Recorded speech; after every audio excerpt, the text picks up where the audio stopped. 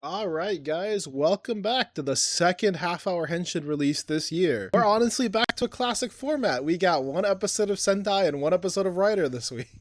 Yeah, I was honestly shocked, like especially after last week's Omega especially after last week's Omega, I was like, no, where's my It definitely feels bad to get the recap and then to get the New Year's break all like in a row. Especially on such a devastating cliffhanger of like Omega's gone. Yeah. And so all we can do at the moment is cry. Basically. That is the one I was waiting to come back the most. But also just kind of insane episodes, I think. From everywhere. We'll get to Gozuger. That was so rough, Zets. We have the lady, we have the new Nox. Biggest thing, I was like, okay, the new writer Nox is not a good writer at the moment yet. He is not an ally. Not at all. And the craziest part about it too is that we know he's a writer because he says Henshin. As we do. No, okay. So first of all, let's start with the beginning.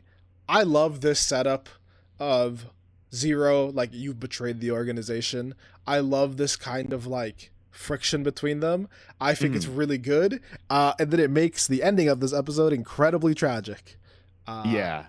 I guess we're gonna see how that goes. It's insane what ends up happening in this episode. I also love his sister knowing. I love that she's like supportive and is helping out and is even, serving people tea in the secret room. It's all very funny. Very funny. It's adorable. It's wholesome. I am now also wondering, like, is Code paying him because he is treating this like a job and his sister's like treating it like a job? And I'm like, is Code paying him?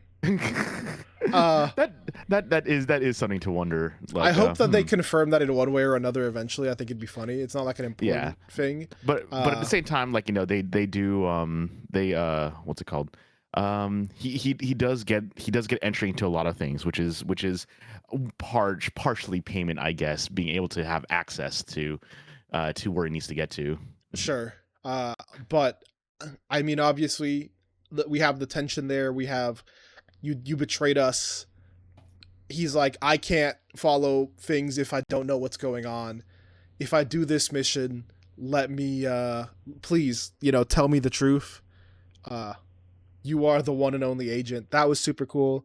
The beginning of the episode was really funny too. Yeah, okay, yeah, we might as well roast me for a moment here. I did. I was reminded of you at the beginning of the episode. Happy Nem Year, incredibly funny. The Little Red Riding Hood outfit with the wolf nightmare was also like a cool touch. We got our direct Hawk Mount Fuji eggplant references. Yes, so yeah, like, Fujimi, Odaka, and Nasuka. Yeah, so like that's the reason why they're named that, because they are the three things that you want to dream about in Japan. Yep, for a good New Year dream.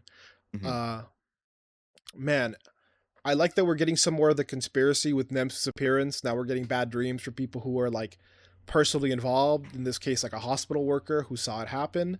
And I fucking love him going up to people he's met in dreams in real life. Just like, fan number 7. And she's like, oh, and like, she's like, gets it, but is also like incredibly confused because like, yeah, if the guy you were talking to in your dreams showed up, you'd be like, what the fuck is happening? Yeah, it's absolutely wild that that he's able to, like, just like, people are able to recognize him in dreams. But it's been established, at least, though it's established that he is able to basically just like just tell people like you recognize him from a dream. Okay, cool. Let's talk a little bit, and like, please tell me more about why we might have been seeing that. And we find out the reason why, like, Nem got kidnapped in the dream was because she just disappeared from the hospital, which is a crazy mystery to have. Yep, we knew about it, but obviously people who don't have the information are gonna just, what really happened here? Because it's wild for her and like the machinery and like just to be gone.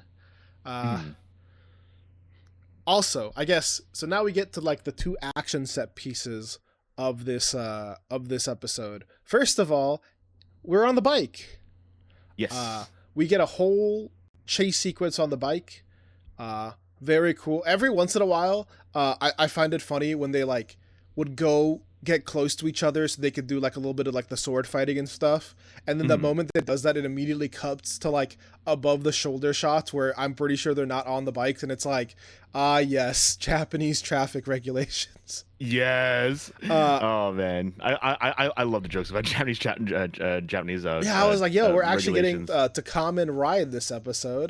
Great. Exactly, and there were 2 motorcycles this episode, and honestly, it was actually a super sick use of abilities. Like so pretty much he basically uses barrier to basically trap this wolf nightmare in with him, and it's like, you're in here with me, and they actually essentially like kind of do jousting essentially with the motorcycles, and it's really sick. So, and then we get like the sick, like, right, my thing also turns into a gun, he just shoots him. Yeah, it's really cool. And the other thing too though is that he basically is like, he's able to use his plasma bow, like, in his other form. So it's like he's basically just mixing matching abilities, which is kind of cool. Yep, the plasma bow is just a thing he gets. And I mean, it's important because the sword/scythe is somewhere else. Other part of the beginning of this episode, Nox shows up again after, talking to the lady, gaining a new nightmare power. And we get the Nox v Zero fight that I did not think we were going to get. Yeah, and it takes up like the last 5 minutes of this episode, and it is a big one. I mean, first of all, I do love that we start with the classic, I'm the boss, you thought you could challenge me, because at the beginning, Zero is like wiping him. Yeah, when he's a Nox Knight, and it's like, it's the thing that makes me a little bit sad about like, non-rider forms. Like, yes, shout outs to Machine Chaser from Drive, please watch Drive. I'll get to like, Drive. Here's the thing, I've gotten one of my non-rider friends, he started watching Geats on his own now, but me and him have been watching Kuga, and there's a good chance that once we're done with Kuga, I'm just gonna be like, well, might as well just go to Agito. And then just start the long, arduous process. Like 6 years from now, I'll let you know when I finish Drive. But yeah, like, so pretty much it's just like what we normally get when it comes to like, non-rider forms or non-primary riders, especially, where they just get wiped by like, like people with actual quote unquote rider powers. And again, the whole thing is like, I don't think Zero quote unquote has rider powers, but I also think he's supposed to be like, he's the boss, he's the most experienced. He's also a source. Yep. And I also absolutely love, first of all, really cool getting to see this suit in action. I didn't know we were gonna get like a fight with the mech Zero suit, but him taking him down so easily, and I love that he like wipes him out of the forum and he goes like, you've had your transformation privileges revoked. That was super sick. Yeah, it was so cool. Just takes the belt away from him, and then he basically shows the new belt. I forgot. Did we get a name for the belt? I can't remember. I don't know if we've called it. I don't think we've gotten a name for it unless we've gotten a toy description that I haven't seen yet. Yeah, but it's the so new cool. toy is here. And that's not made by code. That's not made by code. Which again, we're getting the organization fight. I'm gonna be real, was not expecting for this form to be called Shadow. That was the one thing that threw me a little off, because I'm like, this is a kind of a colorful suit for something called Shadow. Yeah, but I guess that is just kind of like Physicam and stuff like that. That's what it is. Okay, it's called the Nox Driver. That's what it is. Okay, so it's just the Nox Driver. Okay. Yeah, Night Driver, baby. Yeah, but it's actually really cool though. Like, he basically puts it in, and like, as I learned from Twitter, pretty much the new cap sims look like locks. So he basically rotates it and then it just opens up, which is honestly super cool the way he does it. Like, it looks awesome. It's we get a really sick transformation. We have him, obviously, like we said, he henshin, so he's officially a rider. And then he wipes the absolute floor with Zero. Yes, and he does one of the coolest. Okay, so, as sad as it is a really, really sick finisher. Right. Before we get to the finisher, the shadow powers really sick. Shadow sword, cool vibe. Combining the shadow with a race, and then we get to I'll let you talk about it, but like Yeah. combining the shadow into a race. Oh, that's so cool. It's a cool theming for him. He pretty much looks like he's just hiding in the shadows as well too, to come out and then keep attacking with him. So he's basically like, you know, attacking alongside the shadows. It's like he's playing a fighting game and has an assist character with him. It's actually, if you played Guilty Gear, it's basically like having Zato 1 on screen. It's kind of crazy. But yeah, no, he basically does this and then uses a race and then basically just goes in and grabs, like, you know, like what might as well be Zero's heart machinery and pulls it out. And first of all, ripping it out, fantastic, insane. Was not thinking they were going to go this hard because, again, I didn't think they were just going to kill Zero. This early too. I feel I feel pretty bad last week for being like he does deserve to get his ass beat. I don't take that back. I did not think he deserved getting his heart ripped out. That was a little much. But he gets his heart ripped out. Also, it looks like he's taking it, so it might be some sort of power source they're going to use now. Crazy. And just, you know, the soup falling to the ground. Yeah, it just crumbles. Incredibly fucking funny shot of when it's falling off from like the floor, you know, because they're like a story up, and as you look down, you fucking see the fucking GoPro shot quality for half a second. I was like, yo, that went down to fucking 720p. I love the GoPro filming so much. Oh, dude, it's so funny. And it was just, it hit me because it was just like for like half a second. For just that bit of that fall, you see the GoPro, and then it goes back to being like 1080p, and it's like, okay. Incredibly funny, incredibly sad. And then just ending it like that with basically, you know, to be continued. Oh yeah, it was, oh god, it's insane that we end the episode on that. And so pretty much like, yeah, and like, you know, calling back to the beginning of the episode, this basically means that Baku's not gonna get his answers that he wanted. And not like this. Again, the biggest question here is, okay, he's gone, sort of, but also, hey, we know that like originally this was supposedly like it wasn't him, it was just like transmitting his voice. So like, does that mean we're gonna get like another form for Zero that he can come back in a different way, or was that really him and is he like dead? Because technically, this all being dream stuff and him being in a quote unquote like mech body, he could technically come back in some way. Yeah. Or or like, you know, worst case scenario, we might see what could potentially be Zero's true form as a nightmare. Yep. Potentially. That like that's the worst case scenario, and then everyone's gonna have to deal with that. But well, I mean, we'll see what happens. Also, I forgot to say that this mission is track the missing. Yep. Here's the thing. I'm gonna be real. I feel like the background Zero fight kind of stole the show for me personally. So I was not thinking about that. The fact that she got eaten by the wolf is really funny to me too, because he's like, haha, I ate her. And I'm like, buddy, I don't know if you know how this story goes, but it usually ends with you getting your stomach cut open. Yeah. But yeah, no, like we basically see what happens. We're going to see what happens next week. The follow to this, like, you know, we basically see a shot of like, you know, of Baku like, you know, looking over a dead Zero, and it's like, you know, what is he supposed to do at this point? Like, first of all, seriously, what are we gonna do about the bike on a second technical level? But also, big thing that I am really questioning, the main thing that's like, damn, I fucking love that one line from the preview that we're getting where it's like, your boss is dead, why are you still fighting? Yeah.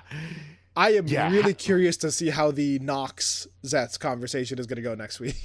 Yeah, it's like, why would you keep fighting if something like that is happening? Like, seriously. Also, just as a funny bit, I do love that the only thing this nightmare did in the real world was people saw a bike with no rider running around. Yeah. Just incredibly funny. Like, some of the stakes have literally been like, buildings are exploding, people are dying, people are getting turned into fucking moss. And then it's like, no, this guy was just going for a joyride, basically. I guess maybe there could have been a traffic accident, but he seemed to drive pretty well, so. Yeah. But I mean, I mean, I guess another thing that we can do is that even though it wasn't used very much afterwards, in Exade, I mean, they still used the bike in a way once the bike died. I do not know what that means. Okay, yeah, yeah. Don't worry about it. It's on my mind because I took Polaroid pictures, doing the ending of or sorry, doing the Christmas episode of Exade, and they're really funny to me. So, All right. yeah, I'll let yeah. you know once I've watched Xade, once I know what that is. But for now, Go Zuger, episode 44. Actually, before we get into that, do we actually have any news that came out this week? Any just before we get into this? Nothing in particular. We now know for sure that Tojima's a 24 episode season. Yeah, which is crazy to think about. Oh man, I think like, the holy other crap. big thing, again, this is a leak, so I don't know if it's news, but Mhm. apparently it looks like we are gonna get like a passing of the torch between Gozu Red and Gavan. Mhm. I don't know how real that is. That was literally like just a tweet where it's like, this is some things we've heard with like no news story, no nothing. Yeah. So I put very little like, this is a thing that's totally happening. So Yeah. at the moment, I don't think we've heard much other than, stuff comes back next week. Yeah. Oh man. Yeah. But with I that, can't wait to see that. Go Zuger 44. Pretty much, I want. Okay, we know how excited I was to talk about stuff. I want to know how you felt because there are two things that happened in this episode. One, I'm sure you were very happy about, and the other, I'm sure you were very annoyed about. Oh no! Wait, what was I annoyed about? Oh god, no. King Oger. Oh, okay. Yeah. No, you're not wrong. No, here's the thing. There were two things that happened that I was really happy about. Like three, and then there was one that I was like, ooh, okay, I guess this is how it's wrapped up. So I guess we'll start with that. I guess they couldn't get Taya's actor to come back at all. Here's the thing. I thought he might come back as OrigaRed. OrigaRed kind of beat me to it. With this wish thing, okay, it really reminds me of there's this one card game anime called Card Fight Vanguard. One of the more like recent-ish seasons, like it's like a couple seasons back, but kind of from this current arc called Divine Z's, is like we're doing like a card game like mini tournament, and whoever wins gets their wish granted, yeah? Mm-hmm. And it's just really funny because everyone except the main character has wishes that could be granted if they just fucking did that shit themselves. The main character is like, I would like to heal my terminally ill sister.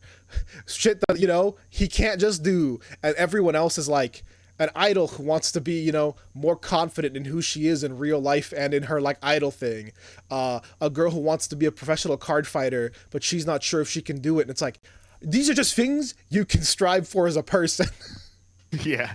And then it's like his wish, a thing that he has no metaphysical way of dealing with. And that's how some of the wishes for some of the background people in Go Zuger were. So I found it was really funny that he was like, I just decided to go do my own wish with my own power. Yeah. Man, I will say, incredibly lackluster because I really did want to see Taya's actor again. I thought it would have been really cool. Even if it was a single episode like fight, if we would have gotten, something kind of like the Sonoy Don Momotaro fight, I would have been like, that's fine. With, him striking him down or something. I would have loved that. That would have been cool. Yeah. I'm going to be honest. I'm still really happy. OrigaRed. Dude, oh my god, yeah. He First stole of the all, show. I mean, he looks fantastic. Incredible fucking suit.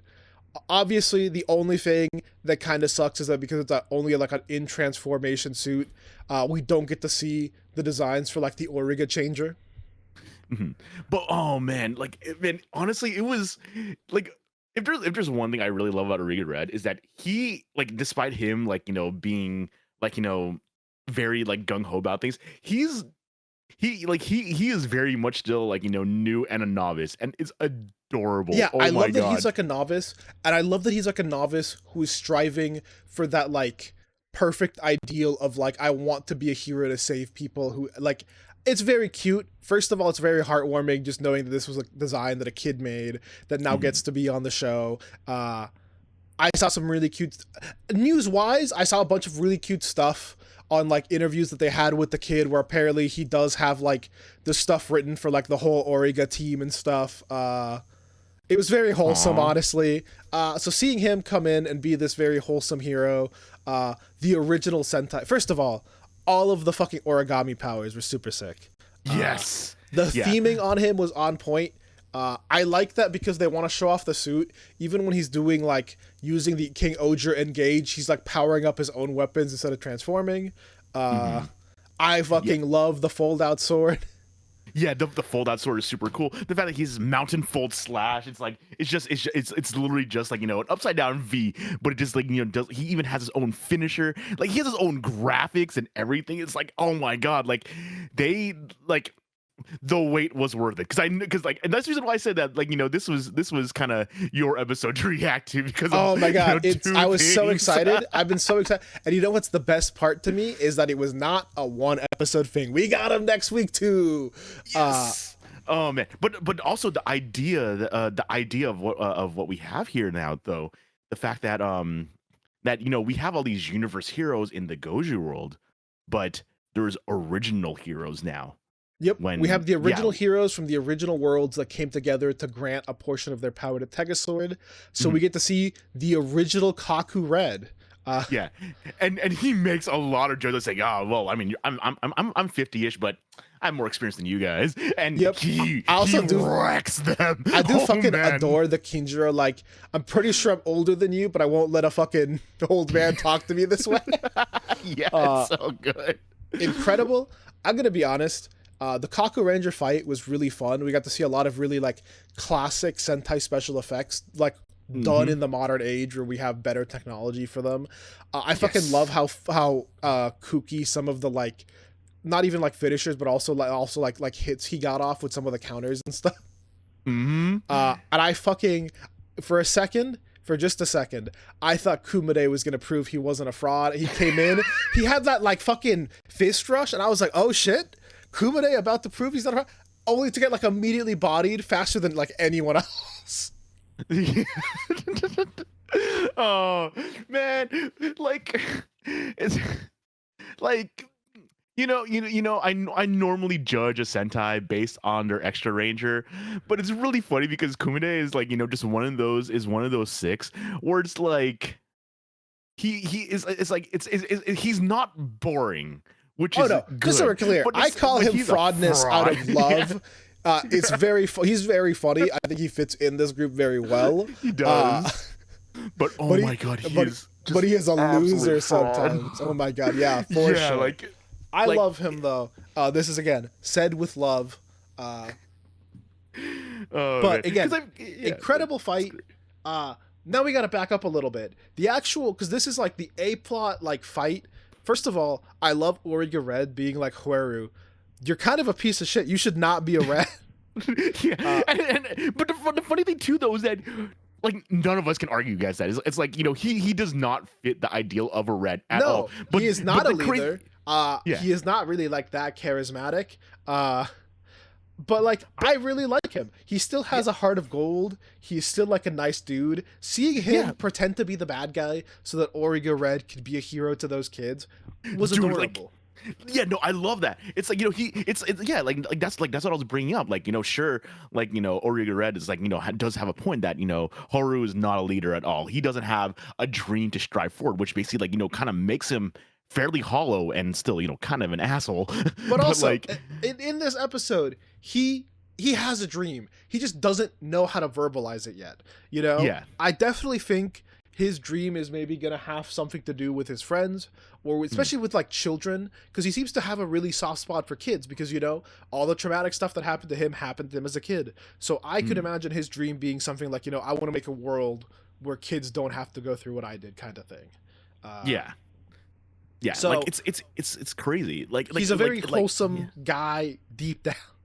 Yeah, and you don't even have to dig that deep. It's like if you need help, he's there. Like that, like that's what he is. He's just the guy that, like, it's like don't it's like I'm oh no actually no, even from the very first episode, he doesn't want to be in debt to anyone. So, like, Nope. That's why he just helps people. Yep. Like it's like yeah. He's a cool guy. I really like Haru.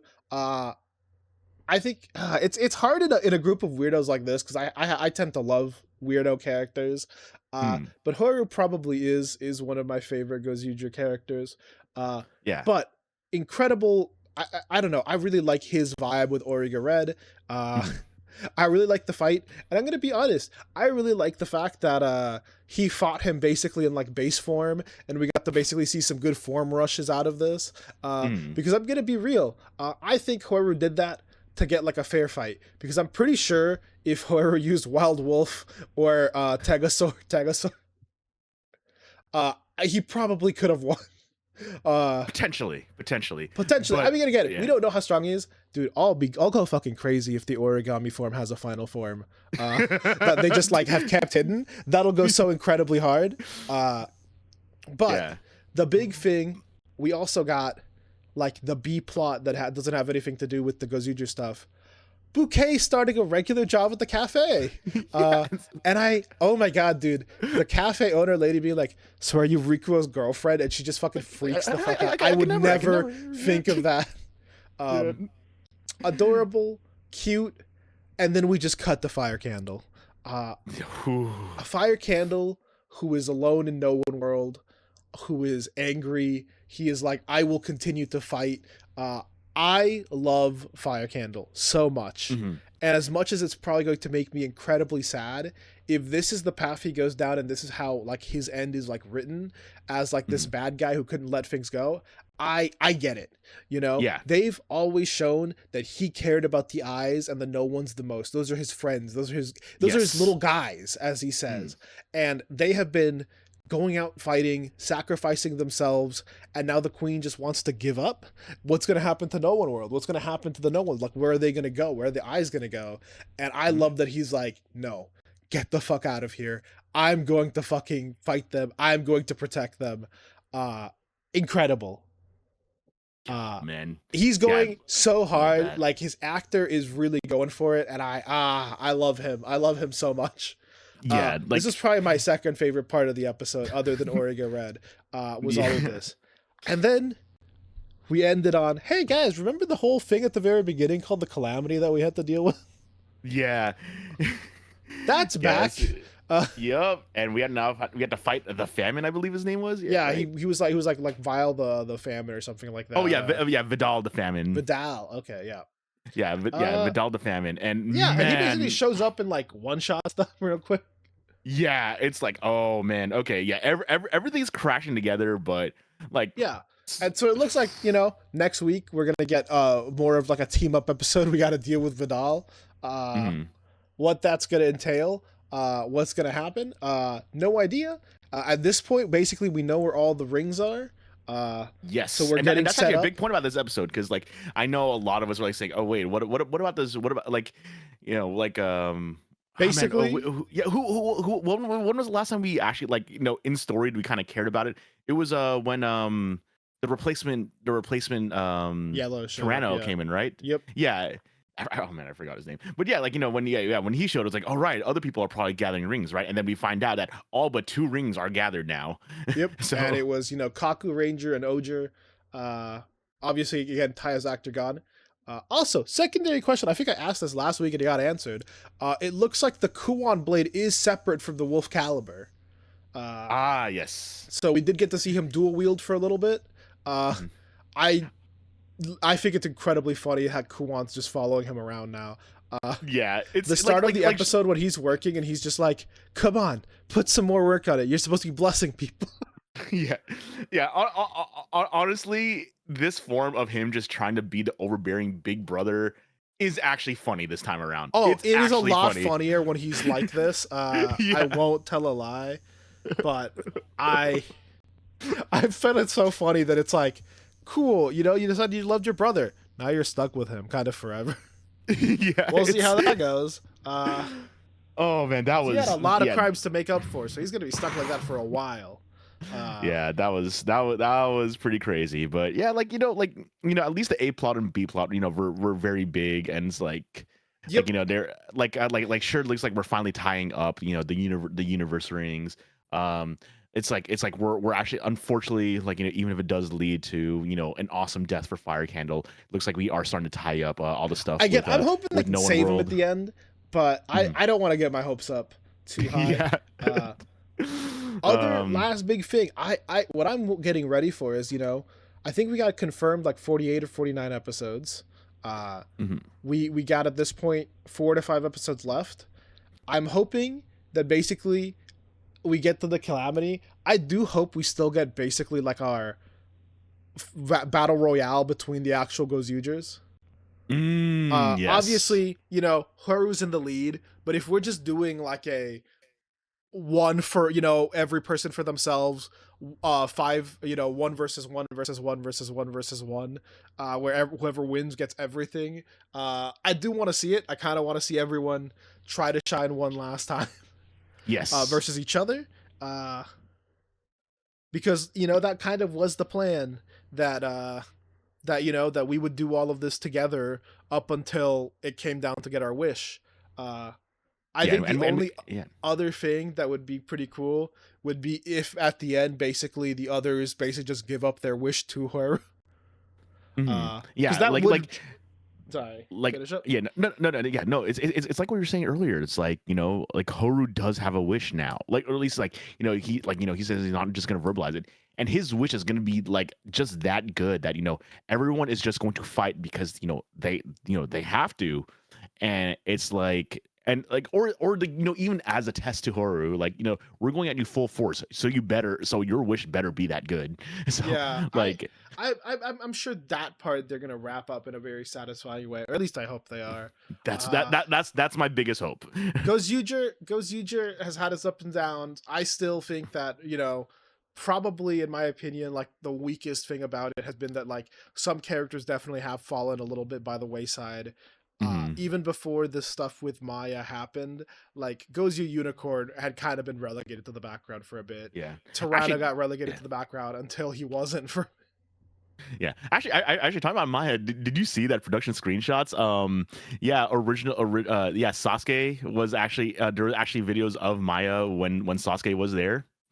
Oh, I had not seen that. Yeah, so like they filmed that far in advance, actually. Which is crazy for the reshoots. Yes. Which Yeah, also, again, explains why Oni's sister isn't really doing that much as Maya, because they're probably just trying to make things workable, which, again, yeah, sucks we were kind unfortunate. of put into this situation. Mhm. But I'm hoping it ends a little strong. For the final Sentai we're gonna get for like a little bit, I kind of do want it to end with a bang. Mhm. Obviously, even if this is the last one for a bit, I still have a lot of other Sentai to watch. And we'll be watching Gavan and talking about that Yep, and I as mean, it comes out. yeah, and I mean, I guess we're gonna have like another. I mean, we don't have any news about it, but I guess we're gonna have another half year of no Ultraman as well. Yeah, but I mean, we kind of knew about that. We know Ultraman kind of Yeah, takes their break. I'm I hoping. really. Here's the thing, we're probably gonna get a strong finish from Omega. I'm feeling that. Oh Uh, man, so yeah, hopefully that'll leave us yeah. satisfied. Maybe we'll have another Toku adjacent project in between to talk about.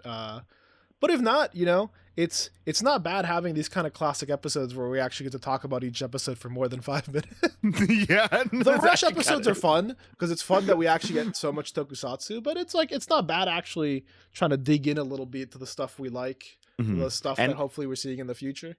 yeah, and how perfect for these episodes, because new writer, mentor dying, the start of a brand new, part of Zets, and then we're basically at the final run of Sentai. I can just straight up just say Sentai. Yeah, Because yeah, that feels crazy. I'm gonna be honest. yeah. When people were talking about, oh, this is gonna be the last Sentai, I was like, dude, Sentai's like an institution. There's no way. And now just, you know, again, hopefully we're Mhm. gonna see things back. I want to believe, and I mean, I think regardless, there's going to be stuff for us to talk about. I don't know if you know this, but while the Kickstarter full books are not out yet, the floppies for Inferno Girl Red Volume 2 are starting to come out.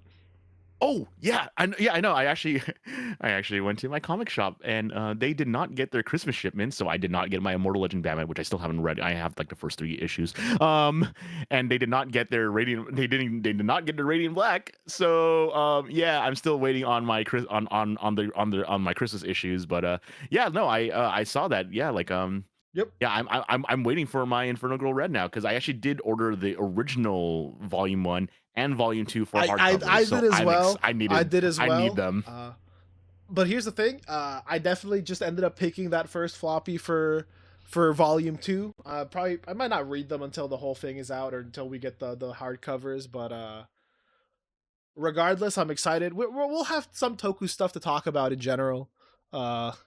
And with that, even with 2 episodes, we went a little 5 minutes over the usual half hour. Classic. Very classic. As we do. But thank you so much for listening, guys. We will talk to you guys next week with Tokusatsu we watch then. Yep. Later. Later. This program is brought to you by Our Unending Love of Tokusatsu. If you enjoyed the show, please be sure to like and subscribe. And hit the bell for notifications. And if you would like to support us further, consider becoming a patron at our Patreon, Half Hour Henshin. You can get some exclusive benefits, such as your name in the credits and joining our sticker club. Or, if you want to help with a one-time donation, you can also find us at Ko-fi at Half Hour Henshin. You can email us with any questions or theories at halfhourhenshin@gmail.com or on Twitter at halfhourhenshin.